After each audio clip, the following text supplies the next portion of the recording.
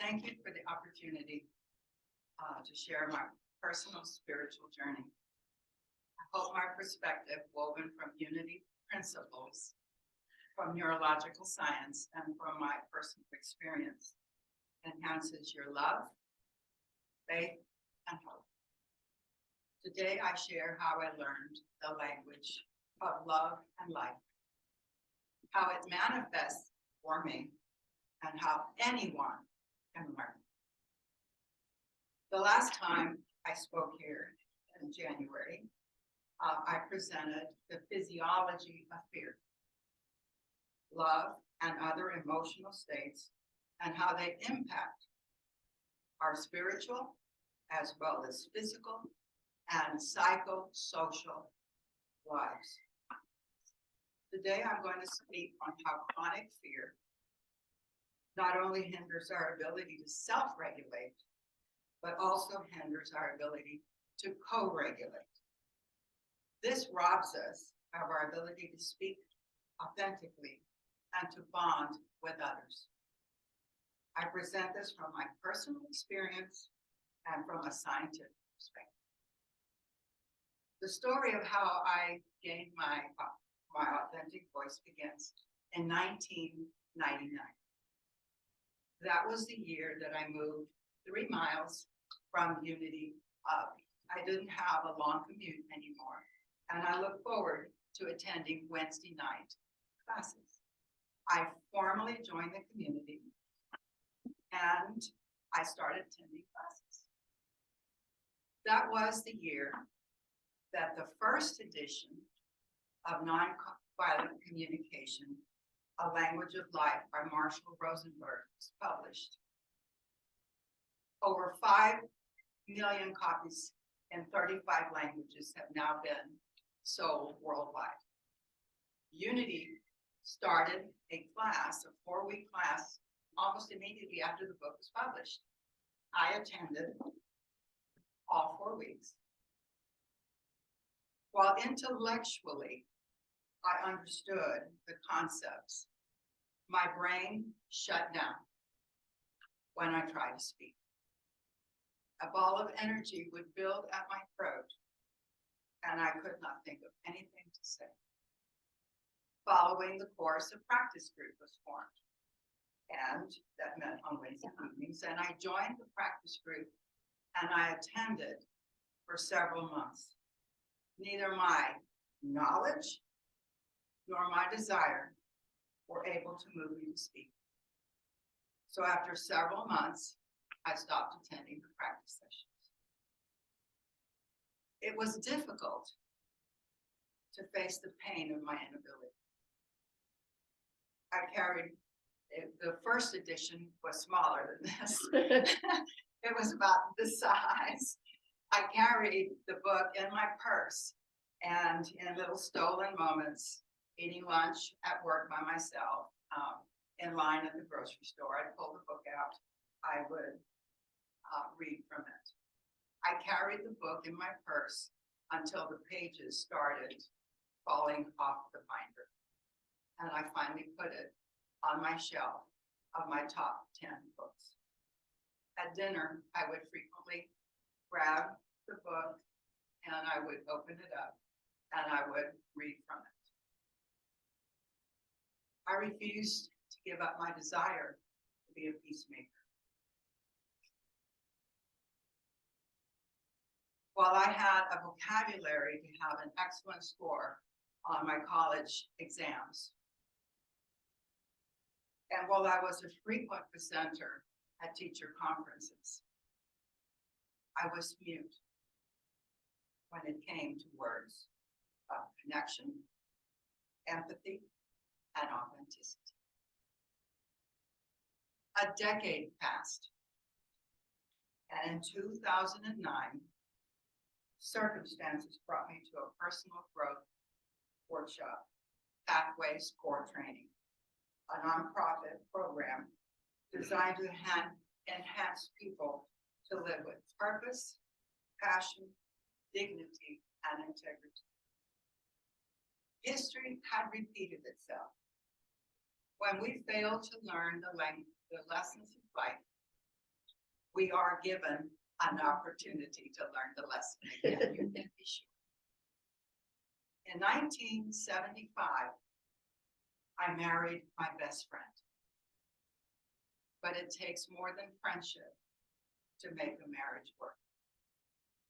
On the first night of the honeymoon, I knew I had made a mistake. A mature woman with an authentic voice would have faced the shame of the mistake and spoken her truth. Instead, I silently carried the burden in my heart. After 6 years, I knew I had to do something. Desperate, I went back to counseling. A year passed, and I still could not speak. Speaking the truth would have set him free and me free. I couldn't do it. Finally, he asked for a divorce.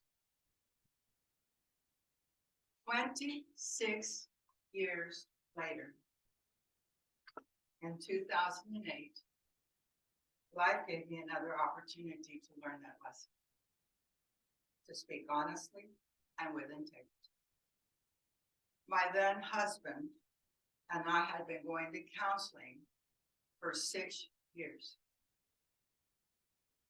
and nothing meaningful had changed in our relationship. Recognizing he was unwilling to give up his addiction, I stopped attending couples counseling and got my own therapist. My goal, again, to ask for a divorce. My new counselor suggested that I attend CODA, Codependence Anonymous, a 12-step program for codependency. I attended my first meeting on May 6, 2008.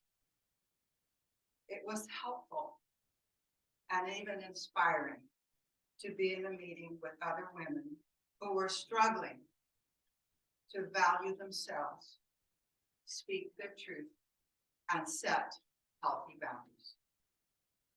After 8 months in the program, my 12-step sponsor, because we have sponsors in codependency as well, asked me, "What do you want?" A divorce. Well, what are you going to do different? Many women in my 12-step group had been through the Pathways core training. It's an experiential learning program that I mentioned earlier. So I signed up for the 17 days of training over 4 months. The first training started on a Friday evening. The 25 individuals in my class sat in a horseshoe formation. The session leader asked us, "Why are you here?" If we felt the person was speaking from the heart with an authentic voice, we were to stand.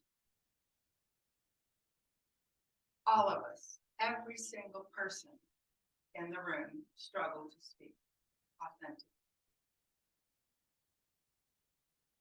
All of us instinctively, 100% of the time, knew when a person was speaking from the heart.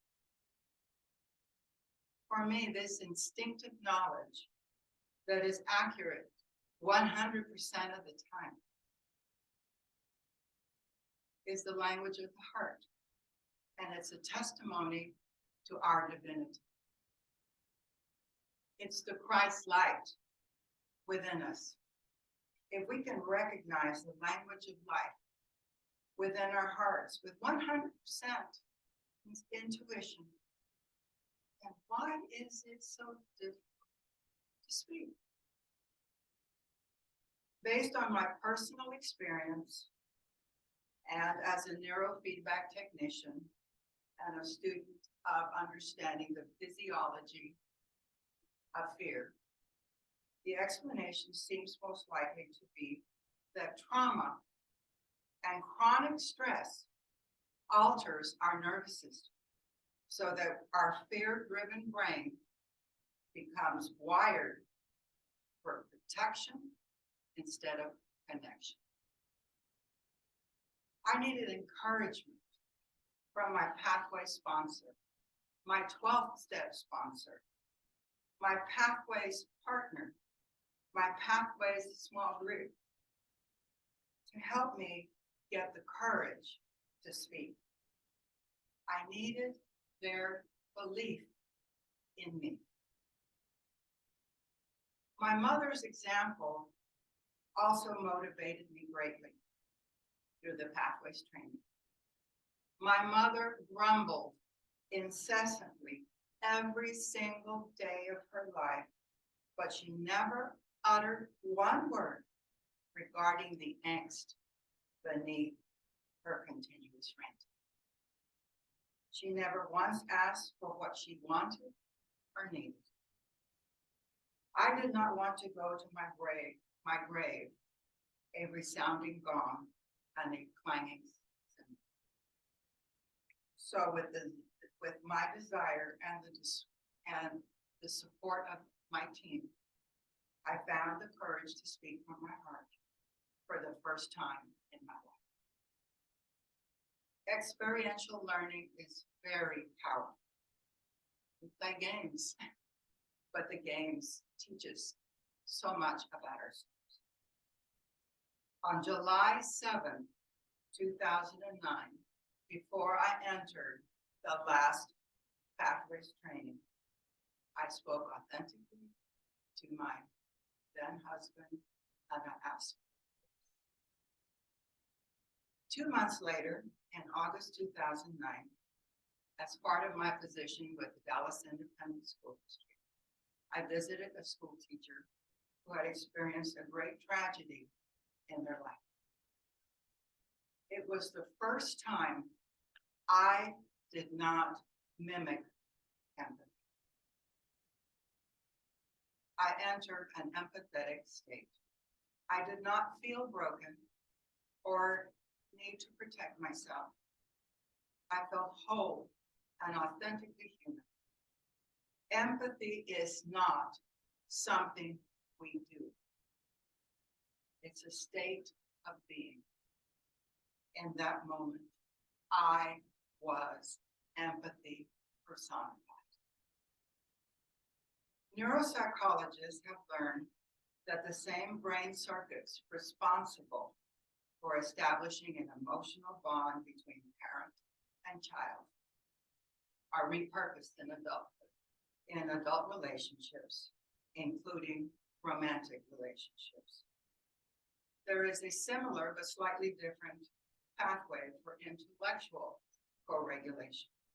If I had learned empathy developmentally at 12 years of age, I would have lived a very different life.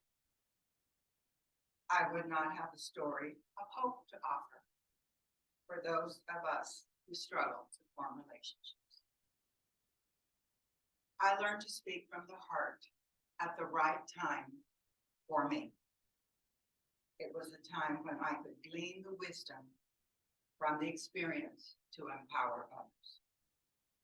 There is hope for those of us who did not learn self-regulation and form healthy bonds from our caretakers. So long as the heart is beating, it's not too late to learn. Empathy is physiological as well as psychological. When our autonomous nervous system co-regulates with another autonomic system, we feel a bond. As the nervous systems synchronize, producing matching neurochemicals, matching hormones, matching heart rates, matching breathing rates, and even matching pupil sizes. While we cannot learn to co-regulate from a book, it doesn't mean that Marshall Rosenberg's book is not helpful. The book contains useful tools and techniques to create safe environments. Without my failed attempts at using Marshall Rosenberg's book, I would not have become aware of my inability to speak, because I had lived with the condition my whole life. It was my normal. I'm grateful for that awareness and my understanding. Today, I understand that mutism is a spectrum in kind and intensity. It is mutism when we cannot ask for what we want. It is mutism when we feel helpless, alone, and unable to connect. It is mutism when we isolate ourselves.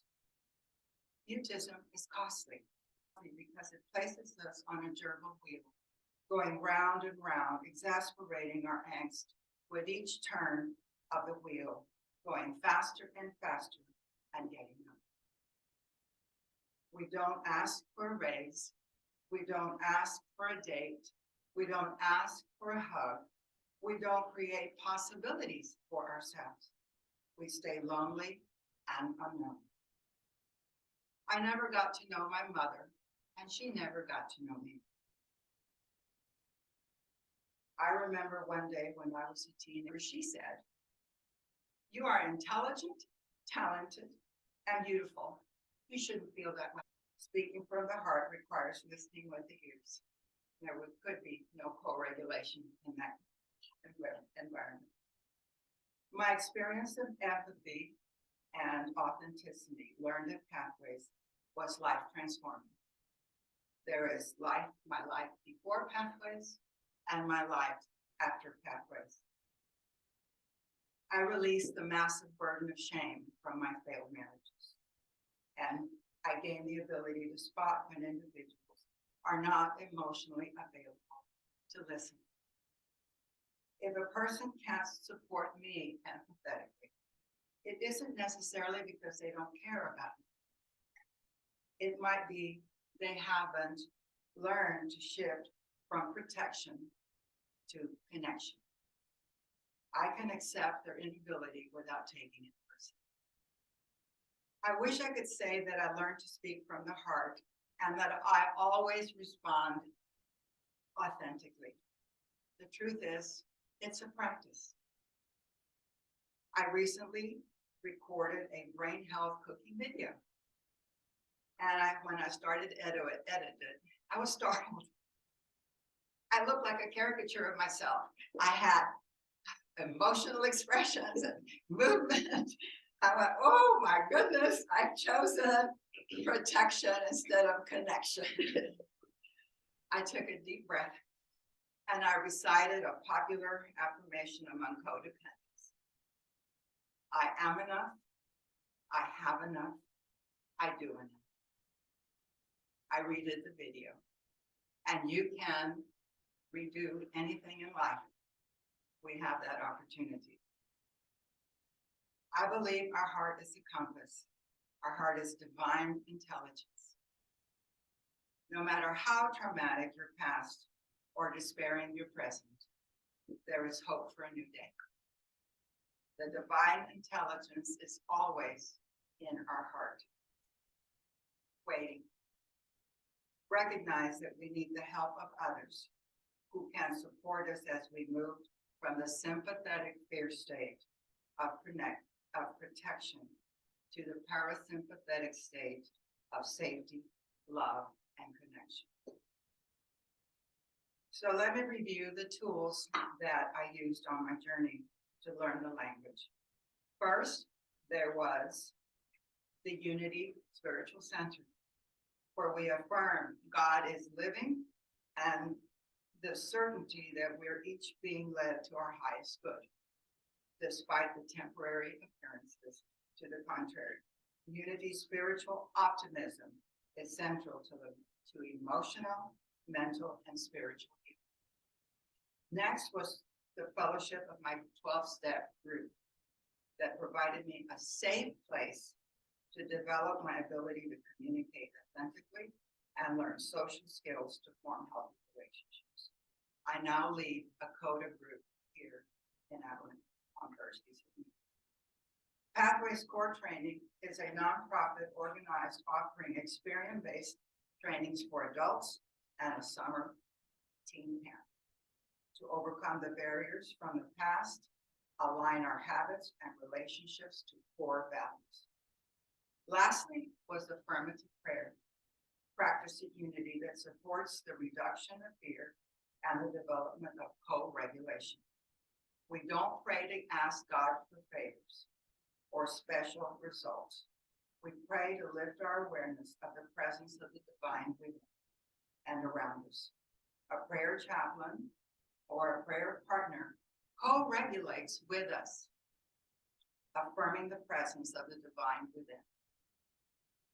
I did a lot of praying with Marsha Megabefore and Dallas and Tracy Brown, and those prayers for their energy was so powerful and so whole and so there's so the presence that when you prayed with them, it began to co-regulate. It's just, it can't be. It's like being with Jesus. If you were with Jesus, you would automatically be drawn into this energy. And that's why praying together is so beautiful. I have meditated with monks from Tibet, and there something happens. Our hormones, our neurotransmitters, they begin to go to a new level. We are each unique. What worked for me may not work exactly for you. There are so many tools and ways to assist self-regulation. I try to place a list of 50 tools, and it's on an Excel spreadsheet. So I tried doing it as a PDF, it still wouldn't go. I'm going to take a picture of it and I will get it posted, I promise. Thank you for listening to my journey. I wish each of you health and happiness.